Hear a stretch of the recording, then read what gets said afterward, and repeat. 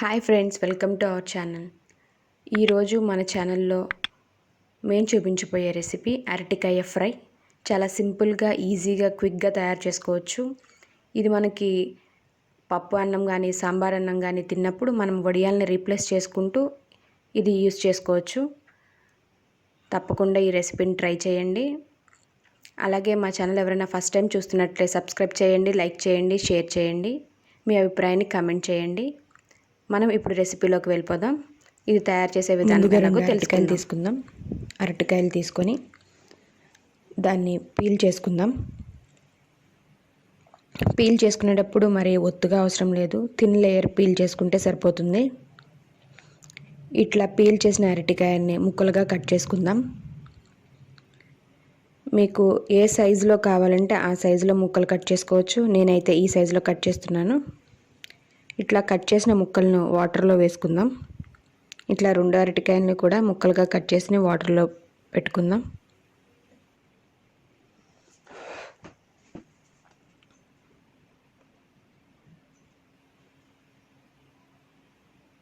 ఇట్లా అన్ని ముక్కల్ని వాటర్లో వేసేసుకున్నాక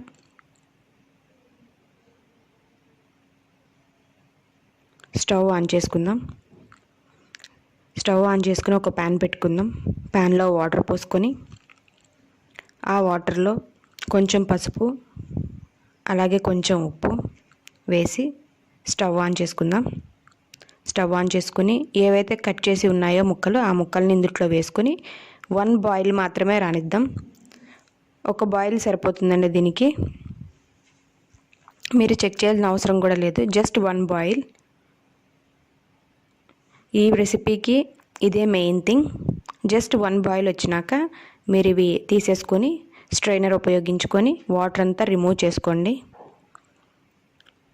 ముక్కలు కొంతసేపటికి వాటర్ని అంతా వదిలేస్తాయి, కిందకి జారిపోతాయి వాటర్ అంతా.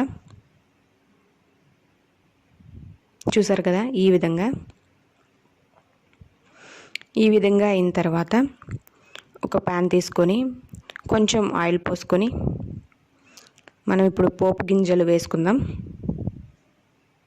ముందుగా పచ్చిశనగపప్పు, మినపప్పు, జీలకర్ర, ఆవాలు,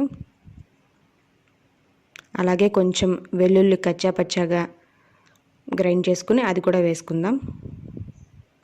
అలాగే కొంచెం కరివేపాకు,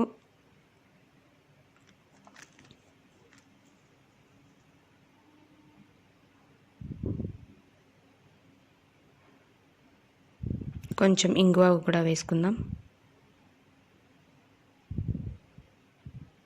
ఇవి వేసుకొని ఒకసారి కలిపెట్టినాక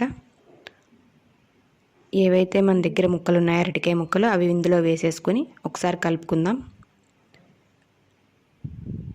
కలుపుకొని కాసేపు స్టవ్ మీద ఇట్లా మగ్గబెట్టినేద్దాం.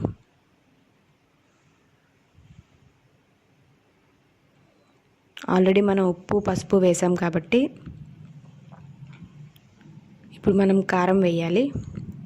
మీకు కలిపేటప్పుడు, గరిటెతో కలిపేటప్పుడు మీకు ముక్కలు నలుగుతున్నాయి అనిపిస్తే కనుక ఇట్లా తిప్పి వీటిని కలుపుకోండి.